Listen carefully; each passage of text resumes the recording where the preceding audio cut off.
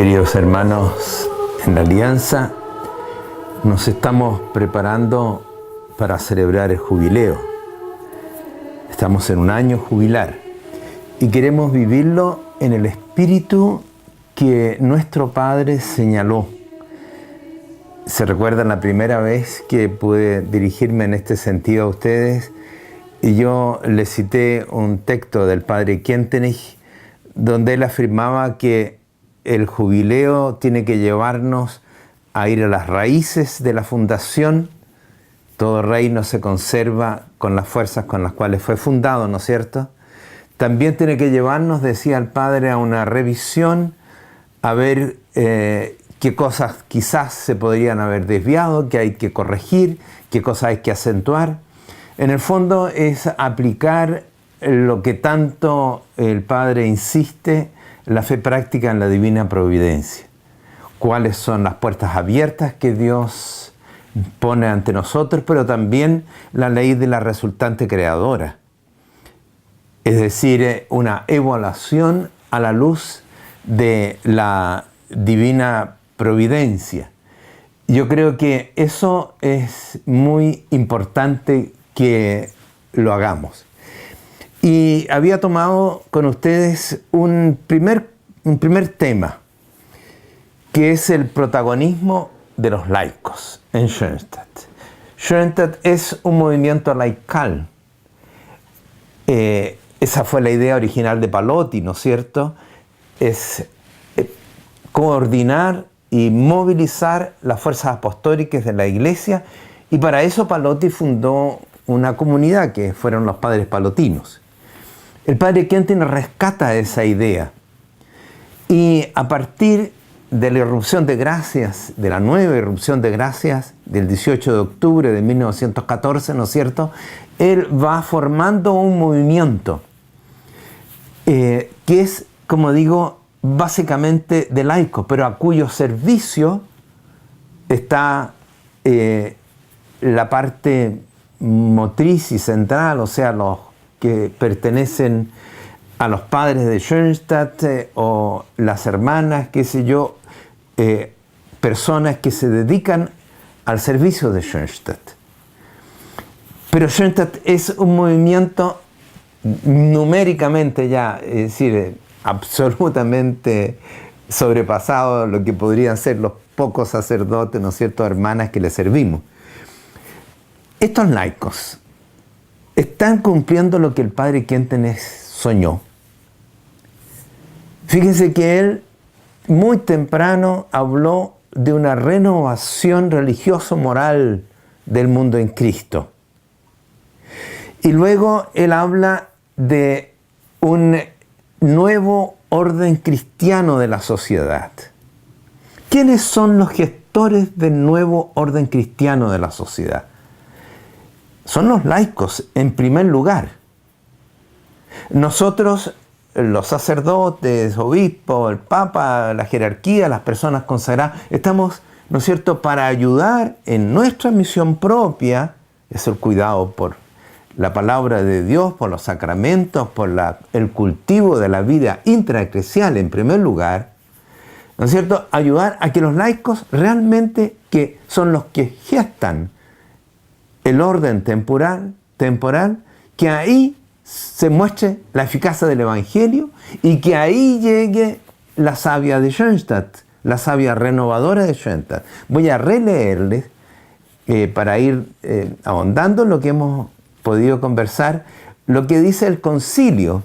Recuerden ustedes que cuando el Padre regresó al año 65 a Pablo VI, le dice que Schoenstatt quiere encargarse de que el Concilio Vaticano II se ponga en práctica, porque él sentía que Schoenstatt se había, por así decir, adelantado al concilio, y que Schoenstatt por eso entendía desde dentro, por así decir, lo que el concilio quería y tenía la obligación, a la luz de Dios, de la misión que Dios nos dio, de llevarla a la práctica. Son coincidentes esos fines. Dice el concilio en la Constitución de la Iglesia, yo se los leía la otra vez, a los laicos corresponde por propia vocación por propia vocación, tratar de obtener el reino de Dios gestionando los asuntos temporales y ordenándonos según Dios. Es súper claro, ¿no es cierto? Viven en el siglo, en el mundo, es decir, en todos y cada uno de los deberes y ocupaciones del mundo y en las condiciones ordinarias de la vida familiar y social, con las que su existencia está como entretejida. Allí están llamados por Dios para que, desempeñando su propia profesión, guiados por el espíritu evangélico, podríamos agregar nosotros aquí, ¿no es cierto?, en el mismo sentido, por el espíritu de Schoenstatt, por el espíritu de la alianza, contribuyan a la santificación del mundo, como desde dentro, a modo de fermento. Y así hagan manifiesto a Cristo ante los demás, primordialmente mediante el testimonio de su vida, es lo esencial, eso, ¿no es cierto? Por la irradiación de la fe, la esperanza y la caridad. Por tanto, de manera singular, a ellos corresponde iluminar y ordenar las realidades temporales a las que están estrechamente vinculados, de tal modo que sin cesar se realicen y progresen conforme a Cristo y sean para la gloria del Creador y del Redentor. Bueno, eso es lo que queremos. Cuando se piensa en un laico comprometido en Schoenstatt, ¿en qué se piensa? No se piensa especialmente en un laico comprometido porque está guiando un grupo, porque está haciendo un trabajo pastoral, en, qué sé yo, en la parroquia. Es un laico comprometido. Ciertamente eso vale. Pero quisiéramos acentuar aquí, un laico schoenstattiano comprometido es aquel que está cambiando la sociedad. Es aquel que está haciendo, como dice acá el documento que les acabo de leer, está haciendo que ese orden temporal en el cual ellos están inmersos cambie, se santifique.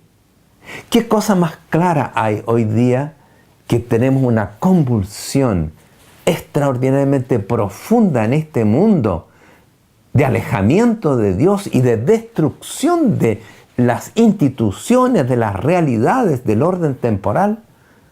¿Quién lo subsana esto? Tenemos que ir los sacerdotes o los padres a la palestra política, tenemos que ir al Senado, tenemos que asumir tareas de dirigentes, de ejecutivos en la empresa, tenemos que meternos a dirigir los sindicatos, tenemos que asumir lo que la ciencia, digamos, dice respecto al orden de ser creado por Dios. ¿No son los laicos? Evidente. ¿Lo estamos haciendo? Yo creo que sí. Yo creo que cada uno se está esforzando. No quiero decir que estamos partiendo de cero, ¿no es cierto? Sería absurdo. Pero yo creo que nos falta mucho. A mí me quedó muy grabado una vez que hicimos el primer encuentro de ejecutivos, de dirigentes schoenstattianos, hace unos 4 o 5 años atrás, acá en Bella Vista, y un político dijo: Schoenstatt me ayudó a mí en la juventud, con la rama familiar un poco, pero después no me ha ayudado nada. ¿Qué significa eso? Schoenstatt no le fue operativo en el campo político. ¿Para qué me sirve Schoenstatt como empresario? ¿Qué significa? ¿Soy igual que todos? ¿Hago los negocios como todos? ¿Se fijan? Yo creo que aquí falta conciencia. Nosotros los laicos somos los responsables de cambiar las cosas. Los que están metidos donde las papas queman, por así decir, ¿no? Es bien difícil estar metido entre los leones. Quien quiere hacer las cosas como Dios quiere, por de pronto se confronta con todo el mundo que piensa prácticamente de otra manera. Hay que votar las leyes, ¿no es cierto? ¿Y quién vota las leyes? ¿No son la mayoría a veces cristianos bautizados? ¿Están ahí construyendo el reino de Dios con esas leyes? En fin, yo creo que me expreso suficientemente claro. yo creo que falta apostolados estratégicos, laicales, inspirados por Schoenstatt. Fíjese que hemos hecho ya 3 encuentros, como decía recién, de dirigentes, 2 de congresos de empresarios, con esa pregunta. ¿Cómo nosotros, como ejecutivos, empresarios, plasmamos en nuestras empresas, en nuestro mundo de trabajo, el mundo del Evangelio y de Schoenstatt? Se trata que pongamos en la empresa, en la fábrica, una imagen de la Mater, digamos, o que hagamos un oratorio. Podría ser también, pero no es lo más importante en este caso. Lo más importante es que en esa empresa, ¿no es cierto?, se esté viviendo el reino de Dios, de justicia, de paz, etc. Así como los empresarios se unieron en estos 2 congresos recién pasados, el año pasado fue el último en Costa Rica, el próximo va a ser en México, Dios mediante. No te rían que, por así decir, los abogados, los que están trabajando en qué sé yo, en la bioética, los educadores, bueno, los educadores están haciendo algo bien interesante también. En esa línea estoy pensando. ¿Cómo nosotros unimos fuerzas y nos orientamos en cosas que nos corresponden por naturaleza?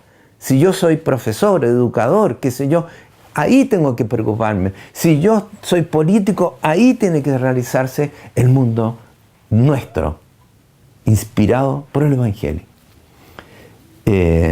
Bueno, les decía yo que estamos dando impulso, no son cátedras, esto ni mucho menos. Seguramente alguna cosa no podría formularse mejor, no importa. Entremos a pensar, a intercambiar. ¿Cuál es la tarea nuestra como laicos? Tenemos también una tarea en el interior de la iglesia, evidente. Vamos a verlo en una segunda, en otra ocasión, la que sigue. Pero por lo menos ahora quería haberles planteado solo eso.